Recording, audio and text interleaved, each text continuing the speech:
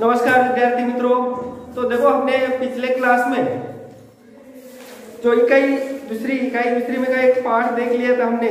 उस पाठ का नाम था दो लघु कथाएं। और इस दो लघु कथाएं के बाद में आज की क्लास में हम यह देखने जा रहे हैं कि जो पाठ ये जो पद्य है, यह जो पद्य क्रमांक 4 छापा। अभी ये जो कविता में, इस कविता में ये जो लेखक है, इस लेखक ओम प्रकाश आदित्य, ये ओम प्रकाश आदित्य छापे के बारे में यहाँ इस कविता के माध्यम से एक व्यंग्यात्मक तरीके से हमें कुछ बातें बताने की कोशिश की।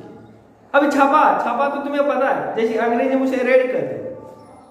और ये जो छापा लेखक करेंगे, उसके घर पर एक बार छापा किस तरह का आया था, अथवा जो सीबीआई वाले छापा लेकर किस तरह आए थे और आने के बाद उनकी दुर्दशा क्या हो चुकी थी, किस तरह की क्या उनके घर में क्या मिला अथवा न मिला, या हमें इस जो ये पद्य देखने के बाद ही समझ में आ जाएगा। लेकिन हम उसके पहले देख लेंगे कि ये जो कवि है, इस कवि का अल्प सा परिचय। देखो ये जो छापा, इस छापा के कवि है ओम प्रकाश आदित्य। इनका जन्म हुआ सन 1933 में गुरुग्राम हरियाणा में, और इनकी मृत्यु हो गई सन 2009 भोपाल मध्य प्रदेश। परिचय में बताया, ओम प्रकाश आदित्य हिंदी की वाचिक परंपरा में हास्य व्यंग्य के शिखर पुरुष के साथ साथ छंद शास्त्र तथा काव्य की घनतम संवेदना के पारखी थे। देखो यहाँ पर ये जो ओम प्रकाश आदित्य है, ये ओम प्रकाश आदित्य हिंदी साहित्य है। हिंदी साहित्य में जो हास्य व्यंग्य करने वाले सबसे ऊंचे अथवा सबसे श्रेष्ठ कवि माने जाते हैं। दूसरी बात बताइए, हिंदी कवि सम्मेलनों में हास्य व्यंग्य के पुरोधा थे। देखो जो अलग अलग तरह का साहित्य सम्मेलन होता है, कवि सम्मेलन होता है, और इस कवि सम्मेलनों में जो हास्य व्यंग्य करने के लिए सबसे महत्वपूर्ण कौन रहते थे, ये ओम प्रकाश आदित्य रहते थे। और देखो इनकी प्रमुख कृतियां है, इधर भी गधे हैं उधर भी गधे हैं। देखो यह भी हास्य व्यंग्य है। इनकी मुख्य रचना है, इधर भी गधे उधर भी गधे हैं, मॉडर्न शादी, गोरी बैठी छत पर, यह काव्य संग्रह आदि, यह उनकी खुद की रचना है। लेकिन ये जो प्रस्तुत पद्य है छापा, इस छापा में हमें वो क्या बताना चाहते हैं, उनके घर पर किस तरह का छापा गिरा था और उस छापे में क्या क्या चीजें मिली, किस तरह की चीजें मिली, यह हमें देखना है। देखो पद्य संबंधी कुछ बातें बताई है। प्रस्तुत हास्य व्यंग्य कविता में कवि ने आयकर विभाग के छापे के माध्यम से आम आदमी की आर्थिक स्थिति, देखो ये जो आयकर विभाग के जो अधिकारी होते हैं, ये जो बड़े बड़े अमीर लोग, करोड़पति या जो बड़े बड़े लीडर, इनके घर कभी छापा नहीं डालते। जो आम आदमी है, इन आम आदमी के घर ही छापा डालते हैं। और जब उनकी आर्थिक स्थिति कुछ भी नहीं होती है, उनकी आर्थिक जो भी आय है बहुत कम होती है, और उन्हीं को ही यह आयकर विभाग के जो अधिकारी लोग हैं, ये परेशान कर देते। और उसी तरह यहाँ कवि कह रहे कि ये जो आयकर विभाग के माध्यम से छापा मारने के बाद जो आम आदमी है, आम आदमी की आर्थिक स्थिति छापा मारने वालों की कार्य प्रणाली को दर्शाया है। देखो जो छापा मारने के लिए आने वाले अधिकारी हैं, उनकी कार्य प्रणाली किस तरह, मानो वह छापा मारते समय किस तरह से आ गए, उनकी छापा मारने के बाद उन लोगों के साथ बात करने का तरीका किस तरह का है, ऐसी जो कार्य प्रणाली है, इस कार्य प्रणाली को भी इस कविता के माध्यम से अथवा इस पद्य के माध्यम से उन्होंने हमें समझाने की कोशिश की है। कवि द्वारा किया गया छापे का वर्णन व्यंग्यात्मक हास्य उत्पन्न करता है। देखो कवि ने जो वर्णन किया, कवि ने वर्णन किस तरह से किया, जैसे कि ये जो कवि बता रहे कि ये जो वर्णन करते समय हमारे हंसी आ जाती है, हमें हास्यात्मक व्यंग्यात्मक रूप से हमें उसमें नजर आ जाता है। और जैसे कि आगे बताया, देखो ये जो छापा, ये छापा मारने के बाद ये जो कवि जब लोगों को बता रहा है कि मेरे घर किस तरह अधिकारी आ गए, और अधिकारी आने के बाद उन्होंने किस तरह का छापा मारा, छापा मारने के साथ साथ हमारी अवस्था क्या हो गई, उन अधिकारियों को मेरे घर में क्या मिला, ये जो सभी बातें वो अपने ढंग से बता रहे, और अपने ढंग से बताते समय जो भी सुनने वाला व्यक्ति है, जब हम ये पढ़ते समय अपने आप को हमें हंसी को रोक नहीं सकते। इसी तरह ये जो ओम प्रकाश आदित्य है, ये ओम प्रकाश आदित्य दिन है छाता इस पद्य के माध्यम से अथवा इस कविता के माध्यम से हमें क्या संदेश दे दिया अथवा हमें कैसा हास्य व्यंग्यात्मक रूप दे दिया, ये हमें इस पद्य में देख लेना है। तो देखो छात्रों, मेरा घर छापा पड़ा, छोटा नहीं बहुत बड़ा। देखो ये कविता है, छोटी सी कविता, और इसमें बताया कि कवि कह रहे कि मेरे घर छापा पड़ा, छोटा नहीं बहुत बड़ा। वे आए घर में घुसे और बोले सोना कहाँ है। देखो प्रश्नार्थक चिन्ह है, क्या अर्थ किस तरह का निकाल रहा है। जैसे वो मेरे घर में आ गए और पहला मुझे सवाल किया कि सोना कहाँ है। अब देखो सोने का अर्थ जब जैसे हमें बहुत नींद आती है तब हम भी कहते हैं मुझे अभी सोना है, मुझे बहुत नींद आ गई। लेकिन यहाँ वास्तव में उन अधिकारियों का कहने का मतलब अलग था। सोना यानी कांचन, जिससे कोई गहने बनते हैं, गहने पहनते हैं, वो सोना। और वही अधिकारी उस व्यक्तियों को अथवा उस कवि को कह रहे कि सोना का यह पहला सवाल है, प्रश्नार्थक चिन्ह। तो देखो कवि उत्तर किस तरह से दे रहे। मैंने कहा मेरी आंखों में है, कई रात से नहीं सोया। सच बात है कवि की। अभी जिसके पास कुछ नहीं है वो वही कहेगा। अगर जिसके पास सोना होता तो वो डर जाता, लेकिन कवि के पास सोना था क्या नहीं है। वो कहता मेरे आंखों में, मुझे बहुत दिनों से मैं सही तरह से सो नहीं पाया, अब तो मेरी नींद पूरी नहीं हो गई, इसीलिए सोना कहाँ है, मेरे आंखों में है। वे रोष में आकर बोले स्वर्ण दो स्वर्ण। देखो अभी वे रेश गुस्सा थोड़ा तीव्रता में ऊंची आवाज में कहते अरे स्वर्ण दो स्वर्ण। स्वर्ण का मतलब भी सोना होता है, कनक, ऐसे अलग अलग तरह के उन्हें आते हैं। और लेकिन वो थोड़ा गुस्से में आकर कहते स्वर्ण दो स्वर्ण।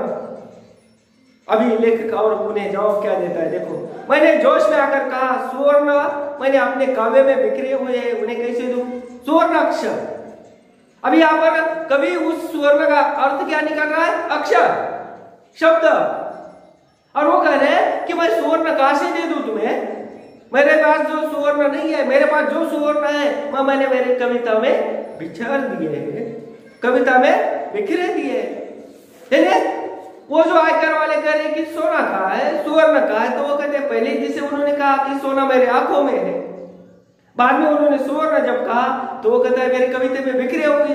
देखो हंसी मजाक की बात किस तरह की। आगे देखो फिर कैसे कह रहे कि वे झुंझला कर बोले तुम समझे नहीं। देखो वे झुंझला कर थोड़ा क्रोध में गुस्से में आकर करे तुम समझे नहीं, हम कौन है, हम आयकर विभाग के लोग हैं, आपके घर हमने छापा डाला है, हमें तुम्हारा अनाधिकृत रूप से अर्जित अर्थ चाहिए।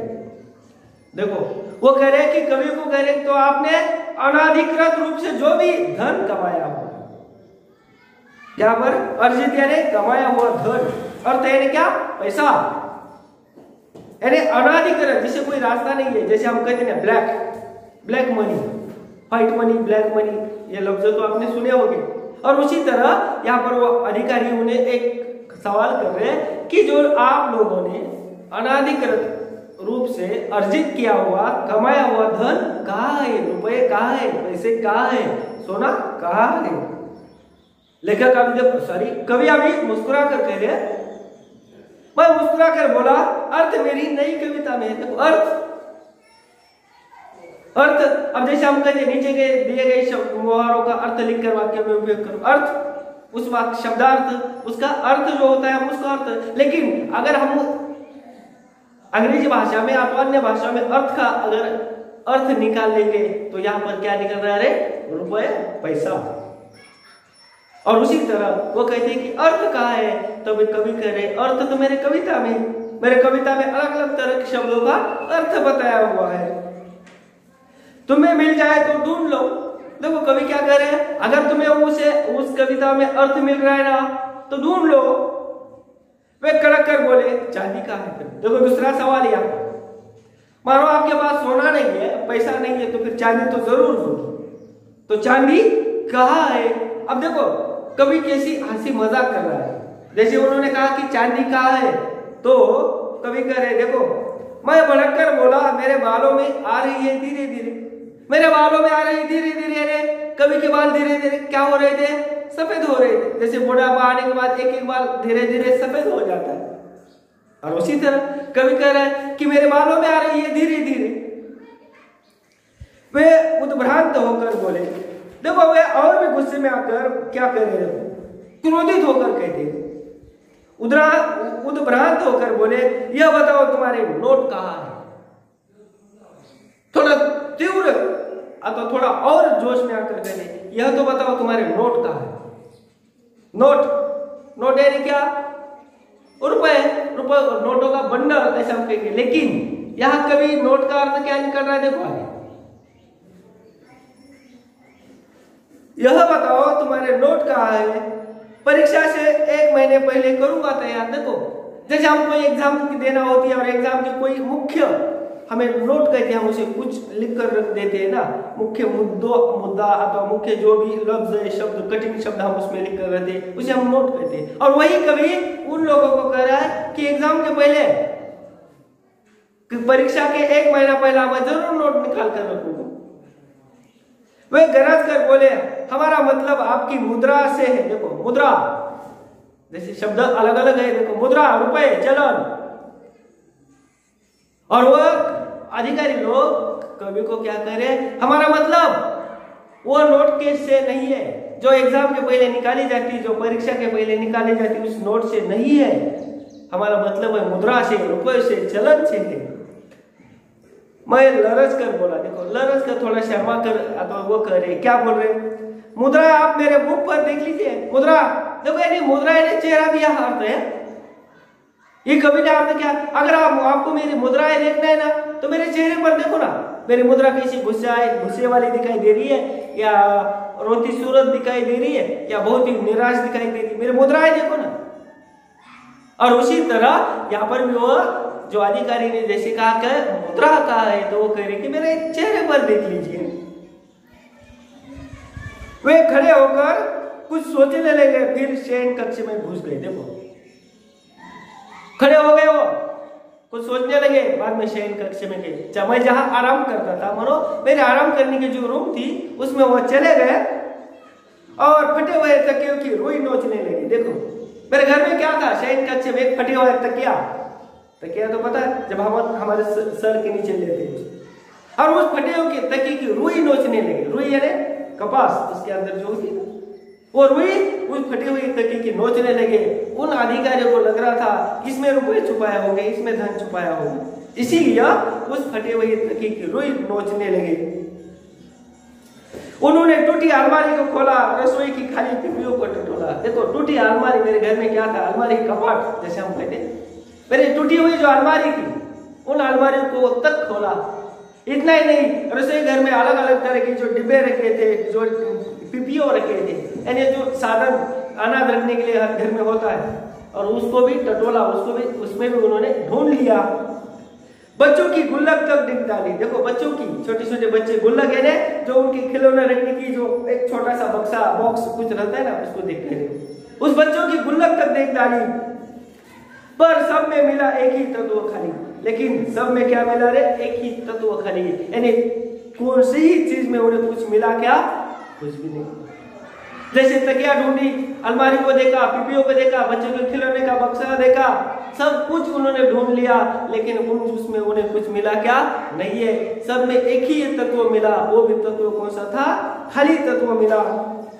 कनस्तरों को, जो कनस्तर डिब्बे, बहुत बड़े बड़े डिब्बे रहते हैं ना, उस कनस्तरों को, मटकों को ढूंढा। मटका आज तो नहीं, देखो पुराने जमाने में कोई घर थे, हर घरों में मटकों की एक लाइन लगाई रहती थी। एक सबसे बड़ा मटका नीचे, उसके ऊपर उससे थोड़ा छोटा छोटा, ऐसे 5-10 मटकों की एक साथ एक लाइन लगाई जाती थी। और पुराने जमाने में लोग उसमें धन छुपा कर रखते थे, उसमें अलग अलग तरह का अनाज डालकर उसमें धन छुपा कर रखते थे, और धन जो भी होगा उस जमाने का। और उसी तरह या कभी करे, मेरे घर के कनस्तर ढूंढ लिया, मटके ढूंढे, सब में मिला शून्य ब्रह्मांड। सब में क्या मिला, शून्य ब्रह्मांड। जैसे आसमान एक शून्य की तरह ना, एक गोलाकार है, उसी तरह जैसे हम कोई अंक देते एग्जाम में अगर वो उसे बहुत एक भी अंक नहीं मिला तो वहां पर एक शून्य अंक दिया जाता है, उसको हम ब्रह्मांड भी कहते हैं। और उसी तरह यहाँ कवि कह रहे कि सभी चीजों में जब ढूंढ लिया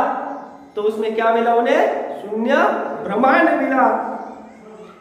देखकर मेरे घर में ऐसा अरण्य कांड, उनका खिला हुआ चेहरा मुरझा गया। देखो अरण्य कांड जो युद्ध है अभी यहाँ पर का कांड यानी किस्सा भाग, यानी वहां उस समय की जो भी एक नाटक ऐसा हम कहेंगे। और उसी तरह हमारे घर में ये जो नाटक देखकर आप कांड देखकर वो जो अधिकारी आए थे उनका चेहरा क्या हुआ? मुरझा गया, निराश हो गए वो, और उनके बीच सूची हृदय में रौद्र की जगह करुण रस समा गया। देखो जिस रौद्र रूप लेकर आए थे छापा डालने के लिए, जितना रौद्र रूप, जितना गुस्सा लेकर आए थे, अब उनके मन में मेरे प्रति थोड़ा स्नेह उमड़ आया। क्यों? क्योंकि मेरे घर में चारों ओर उन्होंने ढूंढ लिया, लेकिन उसमें उन्हें क्या मिला था?